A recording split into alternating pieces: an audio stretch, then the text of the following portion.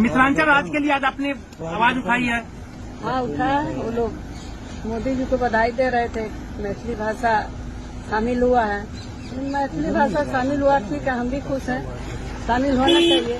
अच्छा, मिथिला राज बनाना चाहिए। तेजस्वी आज दिल्ली को गैंगस्टर कैपिटल के नाम से जाना जाता है पूरी दुनिया के अंदर। कौन आएगा दिल्ली के अंदर अगर इस तरह से पूरे दिल्ली के अंदर गैंगस्टर खुलेआम घूमेंगे? और ये उनके घर के कुछ अमित शाह जी के घर के चंद किलोमीटर के दायरे में हो रहा है। अमित शाह मुंह ढककर सो रहे हैं, दिल्ली वासी असुरक्षा के डर से रो रहे हैं। हम इस वीडियो के जरिए आप सभी को दिल्ली का एक कड़वा सच दिखाना चाहते हैं। मोदी जी बोलते थे कि बेटी बचाओ बेटी पढ़ाओ, और आज बेटी रोड पे बैठी हुई है।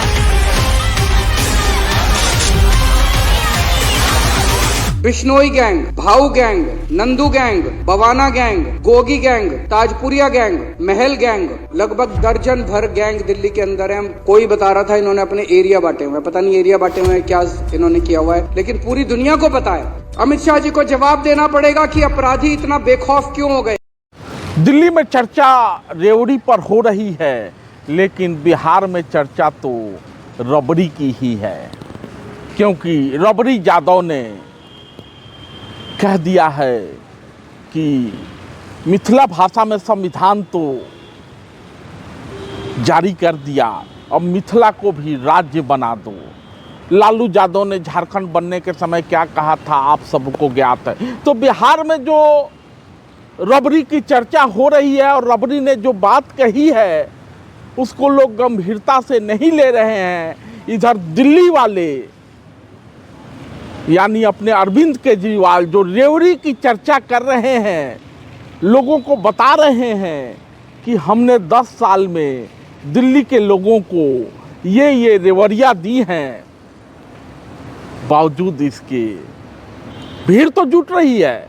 स्वाभाविक है, चुनाव की बेला है, हमने जो काम किया है वो जनता को बताएंगे, लेकिन जनता जुट रही है। लेकिन जो मॉडल था, शुरू में केजरीवाल आते थे, भाषण देते थे, कोई आता था उनके गाल पर तमाचा लगा देता था, कोई धक्का दे देता था और फिर चर्चा शुरू हो जाती थी सुरक्षा की।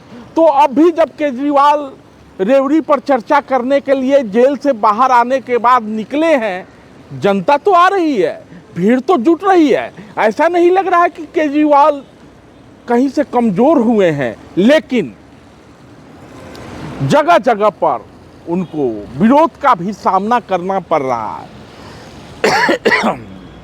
लोकतंत्र में विरोध अच्छी बात होती है, लेकिन उनको धक्का दे देना, उनके गाल पर तमाचा मार देना, ये सब कहीं से जायज नहीं। तो धक्का दे देना, किसी को शारीरिक रूप से नुकसान पहुंचाने की कोशिश करना, ये सब लोकतांत्रिक मिजाज के अनुरूप नहीं है। अब आप कह सकते हैं कि ये सब केजरीवाल का विरोध है, लेकिन कुछ लोग ये भी कर रहे हैं कि ये भाजपा के जो हुल्लड़बाज कार्यकर्ता हैं वो कर रहे हैं। जो भी हो, केजरीवाल दिल्ली के चुने हुए मुख्यमंत्री हैं, उनके सुरक्षा का सवाल है, पुख्ता इंतजाम होना चाहिए। तो केजरीवाल ने कहा है कि दिल्ली रेप कैपिटल बन चुकी है और केजरीवाल पे हमला होता है।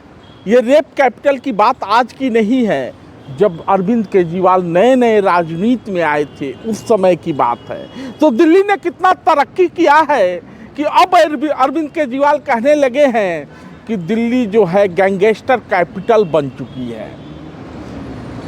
तो रेप कैपिटल से लेके गैंगस्टर कैपिटल तक का जो सफर है, अंततोगत्वा केजरीवाल दिल्ली पुलिस पर निशाना साधते हैं और दिल्ली पुलिस